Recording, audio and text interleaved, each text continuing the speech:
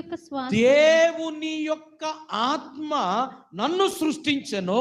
సర్వశక్తుని యొక్క శ్వాసము నాకు సర్వశక్తుని యొక్క శ్వాసము నాకు జీవమిచ్చను. అంటే మృతతుల్యమైపోయినటువంటి శరీరానికి, మృతతుల్యమైపోయినటువంటి గర్భానికి, మృతతుల్యమైపోయినటువంటి ఆ బాడీకి, మృతతుల్యమైపోయినటువంటి వారి యొక్క విశ్వాసానికి ఇప్పుడు జీవము కలిగిన, అక్కడ రాయబడి ఉంది, సర్వశక్తి మంతుని యొక్క శ్వాస నాకు జీవాన్ని కలగజేసింది. ప్రభునందు ప్రియమైనరా, జీవము కలిగిన దేవుని యొక్క సన్నిధిలో ఉంటున్న నీ నా జీవితాలను కనుక మనం ఆలోచన చేసినప్పుడు, ఏ ఆశలైతే నీ జీవితంలో ఎండిపోయినాయో, ఏ కోరికలైతే నీ జీవితంలో ఎండిపోయి ఇక కనుచూపు మేరల్లో కనబడలేక ఇది జరగదు అని అనుకుంటున్నావో, వాటిలోనికి దేవుని యొక్క ఊపిరిని చూడాలి నువ్వు. దేవునికి స్తోత్రం.